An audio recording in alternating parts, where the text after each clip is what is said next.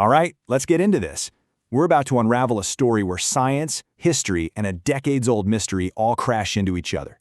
And it all revolves around one of the most brilliant and maybe misunderstood minds in history, Nikola Tesla. So this is the big question, right? The one that starts it all. It's the middle of World War II. The legendary inventor Nikola Tesla dies all alone in a hotel room in New York. And almost immediately, the US government shows up and confiscates pretty much his entire life's work. You have to ask, why? What were they so worried about? And things moved fast. I mean, really fast. Tesla's found on January 8th. Just 2 days later, a government agency, the Office of Alien Property, swoops in and seizes everything. By the end of the month, they've got a top physicist from MIT digging through it all, trying to figure out if Tesla had come up with something that could literally change the course of the war. So to get why the government was in such a rush, you've got to understand what was going on in Tesla's head. His vision went way beyond light bulbs and the AC current we use today. He was dreaming of something, well, something much, much bigger. He was the original pioneer of wireless power. I mean, just think about that for a second. A world with no power cords, where electricity is just broadcast through the air, kind of like Wi-Fi or radio waves.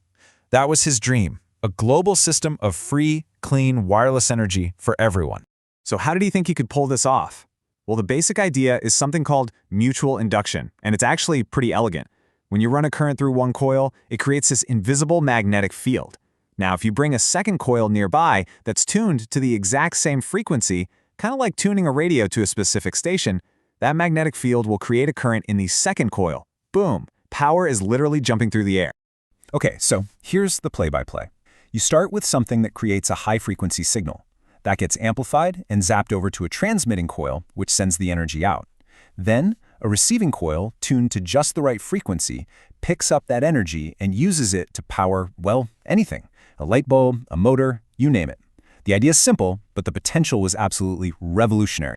Now, Tesla's method, this magnetic resonance thing, it had some huge perks. As you can see here, it was way safer and cheaper than trying to do the same thing with microwaves or lasers, at least for shorter distances. But here's the thing. Tesla wasn't just thinking about, charging your phone from across the room. He was thinking on a planetary scale. And this is where the story gets a whole lot darker. Because the government's interest wasn't just about providing free, clean energy to the world. Nope. Remember, we're in the middle of a world war. They were thinking about weapons. A weapon of almost unimaginable power that Tesla claimed he had designed. He called it Teleforce. Sounds pretty intense, right? But of course, the newspapers, they had to give it an even catchier and scarier name, the death ray. And the things Tesla claimed it could do were just staggering. Tesla boasted that Teleforce could shoot a beam of particles so fast it could knock airplanes right out of the sky from 250 miles away.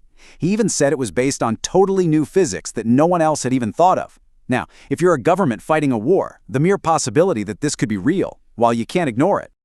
So the government grabs all of Tesla's papers, and they bring in an expert to try and separate the science from the science fiction.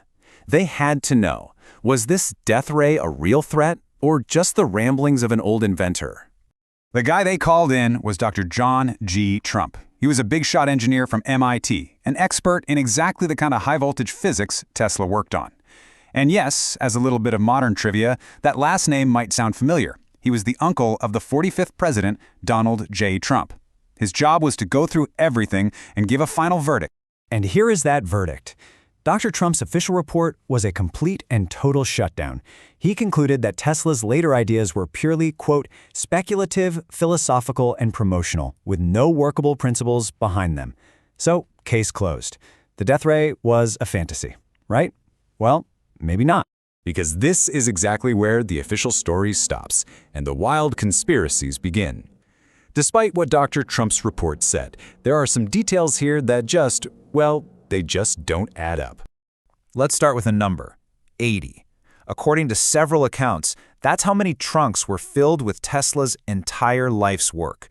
All his notes, his prototypes, his equipment, all of it. 80 trunks. Okay, now for the next number, 60. That's how many trunks eventually got returned and sent to the Nikola Tesla Museum in Belgrade almost a decade later. So, what happened to the other 20 trunks? Where did they go? And get this, if Tesla's ideas were so totally worthless, why on earth did the military secretly start something called Project Nick? This was a top-secret program run out of Wright-Patterson Air Force Base with one goal: to try and build and test Tesla's particle beam weapon. That tells you that someone, somewhere in the government, was taking his ideas very, very seriously, no matter what the official reports say. So you're left with this massive contradiction, right? On one side, you have the official story. Dr. Trump says it's all just philosophical speculation. But on the other side, you have the counter-argument, that this was the perfect lie, a convenient cover story during a massive war, to hide a world-changing weapon from literally everyone. And the mystery of those missing files has fueled so many theories, some of them getting into some really strange territory.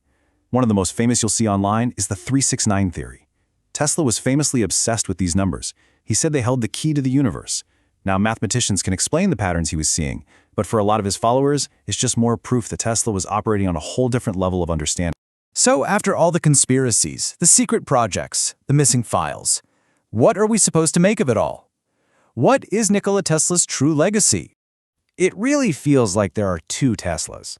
On one hand, you've got the undisputed genius, the man who gave us the AC power system that runs our entire world.